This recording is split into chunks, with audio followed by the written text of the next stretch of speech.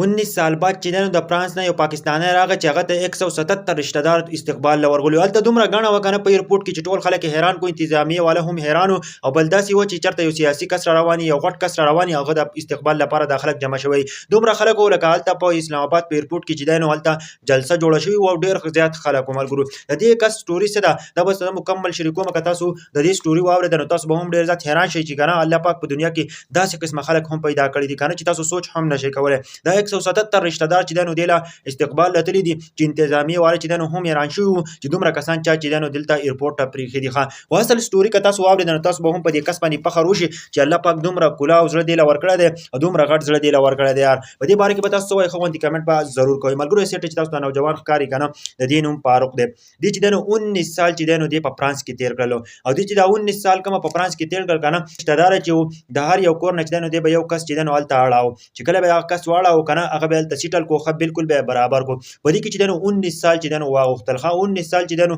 د 177 خاندان چې د 177 رشتہ داران چې هر یو کور نه چې دنو یو کس اړیلو الته سټیبل کړو ملګرو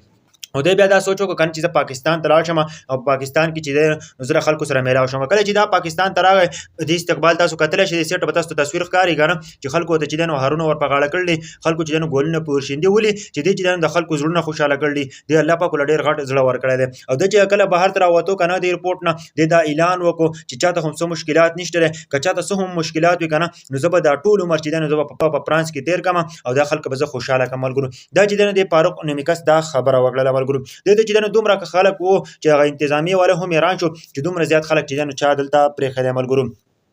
دا چې دی کنه نو دا اوس راغله او ویل که تاسو بیا مشکلات نه چې زه واپس لاړ شم ټول مال ته تیر کما خاطر د خلکو زړونه خوشاله کړی دي کنه الله پاک ول دومره غټ زړه ور کړی ځکه چې 19 سال تیر کړی دی الته ولګرو خدا خپه په دې باندې ځکه چې د مور د دې خور او د دې ورور چې دنه هم د دنیا نه تللی دي کله چې دا راشي کنه په دې قبرونو باندې ګرځي نو دا چې دنه په جړه باندې شي او ډیر زیات وجاړي ملګرو کنه دې خلکو خو ډیر زیات مدد کړی دی خو د دې خپل چې دنه هغه هم په دې دنیا کې نشته مور پلار او خور او ورور چې دنه هغه هم د دنیا نه رخصت شوی دی ملګرو دا فاروق نه میالک چې دنه ټول خلک حیران کړي دي ملګرو چې ټول خلک چې دنه هغه په جړه باندې مجبور کو ځکه چې د کله په قبرونو ته ورته کنه نور رشتہ داران چې دنه هغه هم ورغلی هغه چې دنه هغه سره ولاړو یار او دې چې کما جړن ټول رشتہ داران په جړه باندې مجبور کړو ځکه چې دې مور پلار او دې څوک چې دنه په دې دنیا کې نشته او بلکې الله پاک ولته چې کولا او زړه ورکړی دی ځکه کنه چې دې چې دنه